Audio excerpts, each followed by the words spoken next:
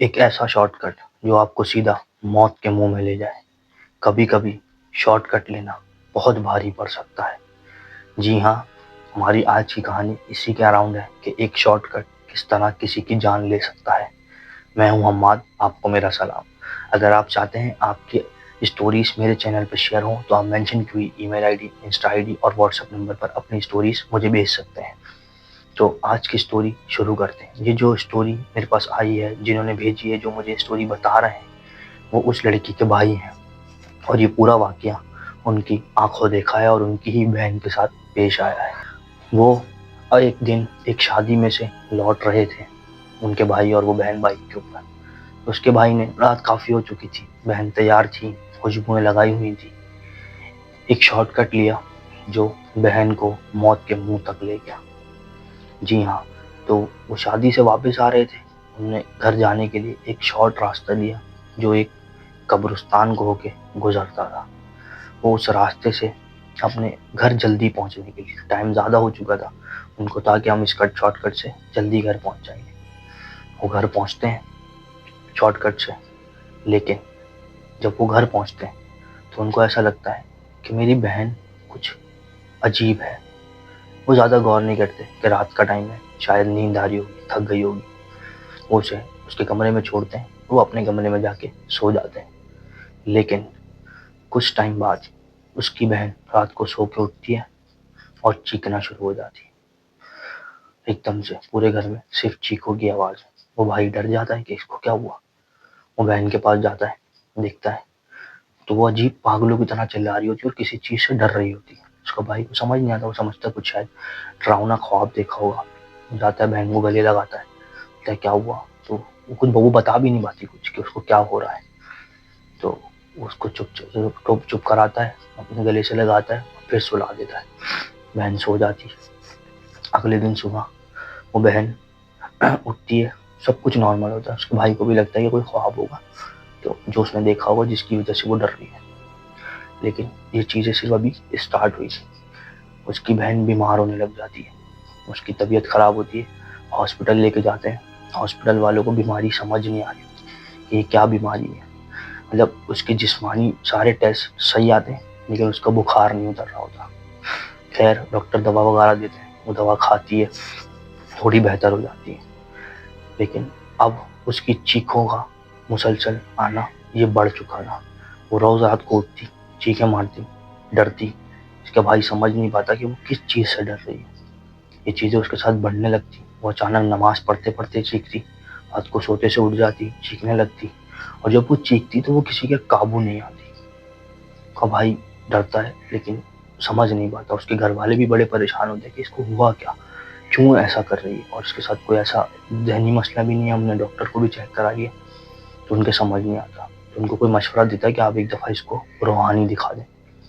تو وہ روحانی دکھاتے ہیں، ایک بابا کے پاس لے کے جاتے ہیں۔ وہ بابا اس کو دیکھتا ہے، اپنی جو بھی منتر ونتر جو بھی چیزیں اس کو آتی ہوتی ہیں وہ پڑھتا ہے، اور وہ کہتا ہے کہ یہ کہیں ایسی جگہ سے گزری تھی، خوشبو لگا کے رات کے ٹائم، جہاں پہ گندگی تھی یا کوئی ایسی چیز تھی جہاں سے کچھ ہو سکتا ہے۔ تو ایک دم سے اس کے بھائی کو یاد آتا ہے کہ ہاں، ابھی کچھ دن پہلے ہم شادی سے واپس آئے تھے رات کو، تو میں نے ایک شارٹ کٹ لیا تھا، اس کے راستے میں قبرستان پڑتا ہے۔ تو اس کے بابا بولتے ہیں کہ بھائی اس کے اوپر وہاں سے کچھ آ گیا ہے جو اسے اپنے ساتھ لے جانا چاہتا ہے، وہ اسے پسند کر چکا ہے۔ سب ڈر جاتے ہیں، سب بولتے ہیں بابا پھر بھائی کوئی علاج کرو۔ بابا اسے چیزیں بتاتے ہیں کہ بھائی یہ کرو یہ کرو، اس کو تعویذ دیتے ہیں لڑکی کو کہ بھائی یہ پہنا کے رکھو، اور یہ ہے کہ میں کرتا ہوں اپنی طرف سے جو مجھ سے ہو سکتا ہے۔ لیکن وہ ایک جملہ اور کہتے ہیں کہ اس کی جلد سے جلد شادی کر دو ورنہ اس کو بچانا بہت مشکل ہو جائے گا۔ خیر اس کے گھر والے اس کا رشتہ ڈھونڈنا شروع کرتے ہیں۔ اس دوران چیزیں کچھ کم ہو جاتی ہیں لیکن ختم بالکل نہیں ہوتی۔ وہ تعویذ کچھ کام کرتا ہے لیکن پوری حد تک نہیں۔ تو اس کا جو بھائی ہے، جو گھر والے ہیں، وہ رشتہ ڈھونڈتے ہیں۔ کافی رشتے ایسے ہوتے ہیں جو گھر تک پہنچتے ہیں، بات ہوتی ہے، لیکن اینڈ مومنٹ پہ ختم ہو جاتے ہیں۔ رشتہ ہو ہی نہیں رہا ہوتا۔ اس دوران اس کی طبیعت بھی خراب ہوتی ہے، صحیح ہوتی ہے، چیزیں بڑھ رہی ہوتی ہیں، کم ہو رہی ہوتی ہیں، تو ان کے سمجھ بھی نہیں آ رہا ہوتا اور کوئی رشتہ بھی نہیں مل رہا ہوتا۔ رشتہ مطلب ایسا ہوتا ہے کہ لڑکی پسند کر کے جا رہے ہیں، گھر جا رہے ہیں لیکن منع کر رہے ہیں، جواب نا میں آ رہا ہے بار بار، لڑکی میں کوئی مسئلہ بھی نہیں ہے، کوئی بظاہر نقص بھی نہیں ہے، اور رشتہ بھی نہیں ہو رہا اس کا۔ پھر یہ اس بابا کے پاس جاتے ہیں تو بابا کو بولتے ہیں کہ بھائی آپ نے شادی کا بولا تھا لیکن رشتہ تو ہو ہی نہیں رہا.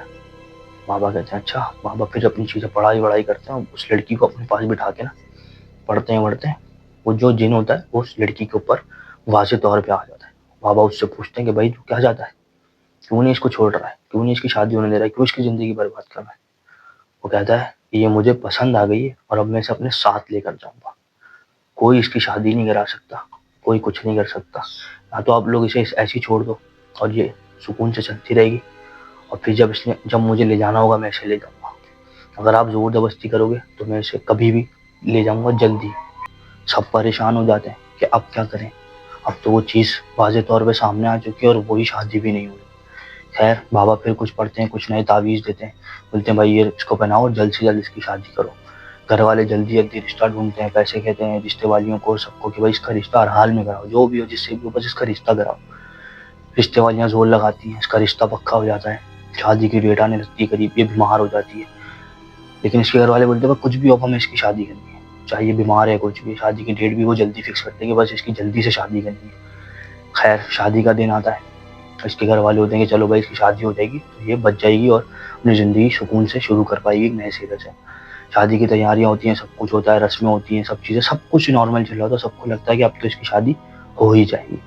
لیکن شادی والے دن جب اس کی بارات جانی ہے, اس کو ہال جانا ہے, بارات تیار ہو رہی ہے اوپر کمرے میں اور اس کے گھر والے نیچے اب سب تیاریاں کر رہے ہیں, تو اس کی اماں اس کے بھائی کو بولتی کہ جاؤ بیٹا اسے لے کے آؤ, اب ہمیں دیر ہو رہی ہے, اب ہمیں چلنا چاہیے اور ہمیں اس کام میں بالکل بھی دیری نہیں کرنی چاہیے. اس کا بھائی جلدی اوپر جاتا ہے کہ بھائی بہن کو لے کے آتا ہوں اور پھر ہم سے لے کے چلتے ہیں. جیسے ہی اس کا بھائی کمرے کا دروازہ کھولتا ہے تو وہ کیا دیکھتا ہے کہ اس کی بہن اب اس دنیا میں نہیں ہے. وہ اپنے بیڈ پہ اپنی ہاتھ کی نس کاٹ کے مری پڑی ہوئی ہے. اس کا بھائی دیکھ کے حیران پریشان رہ جاتا ہے اور روتا ہے, زور زور سے شور مچاتا ہے. گھر والے سب اوپر آتے ہیں بھاگتے ہوئے کہ بھائی کیا ہوا کیا ہوا. سب دیکھتے ہیں کہ وہ تیار ہوئی بھی دلہن کے روپ میں اپنے بیڈ پہ پڑی ہوئی دنیا سے جا چکی ہے. اس کے سب گھر والے رو رہے ہوتے ہیں تو ایک آواز آتی ہے کہ میں نے کہا تھا اگر تم زور زبردستی کرو گے تو میں اسے ابھی اپنے ساتھ لے جاؤں گا. تو اس کہانی سے ہمیں یہ سیکھنے کو ملتا ہے کہ ہمیں کبھی بھی رات کو تیار ہو کر خوشبو لگا کر ایسی جگہوں سے نہیں گزرنا چاہیے جہاں پر کچھ ایسے معاملات ہوں, اور ہمیں خیال رکھنا چاہیے ایسی چیزوں کا, کیونکہ کبھی کبھی شارٹ کٹس انسان کو موت تک لے جاتے ہیں. امید کرتا ہوں آپ کو آج کی سٹوری پسند آئی ہوگی. ملتے ہیں کسی نئی سٹوری کے ساتھ, جب تک کے لیے مجھے دیجیے اجازت. اللہ حافظ.